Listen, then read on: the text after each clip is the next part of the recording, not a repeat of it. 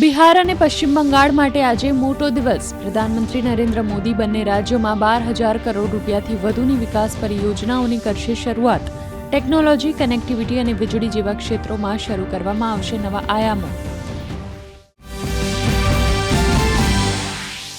છત્તીસગઢના પૂર્વ મુખ્યમંત્રી ભૂપેશ બઘેલના ઘર પર ઈડી દ્વારા પાડવામાં આવ્યા દરોડા.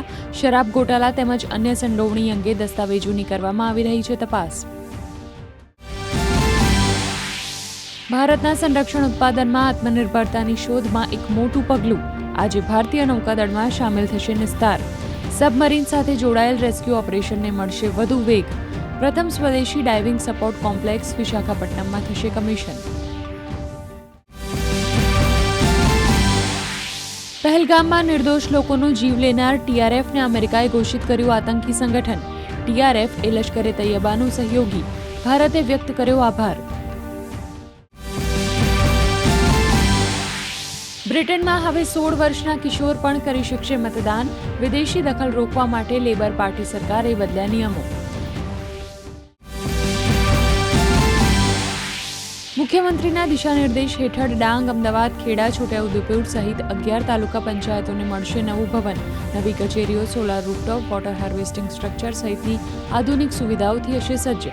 નાગરિકોને મળશે વધુ સુગમ અને સુદૃઢ સેવા માળખું. ગૃહ રાજ્યમંત્રી હર્ષ સંઘવીના અધ્યક્ષ સ્થાને ટ્રાફિક વ્યવસ્થાપન અંગે યોજાઈ મહત્વપૂર્ણ બેઠક. જાહેર પરિવહનનું સુચારુ નિયમન કરી ટ્રાફિકની સમસ્યા નિવારવા જરૂરી એક્શન લેવા અપાઈ સૂચના.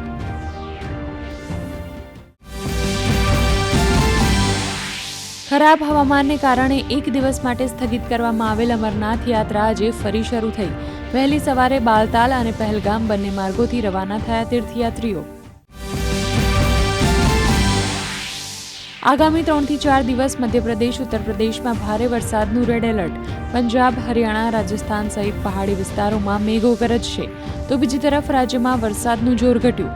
રાજ્યમાં ગત રોજ માત્ર 11 તાલુકામાં નોંધાયો છૂટો છવાયો વરસાદ. સપ્તાહના છેલ્લા કારોબારમાં ભારતીય શેરબજારની ઘટાડા સાથે શરૂઆત. સેન્સેક્સમાં 500થી વધુ અને નિફ્ટીમાં 150થી વધુ આંકનો ઘટાડો. ફાઇનાન્સ સર્વિસ, બેંક, ફાર્મા સહિતના તમામ સેક્ટર્સમાં વેચવાલીનું દબાણ. તો સોના ચાંદીના ભાવમાં વધારો.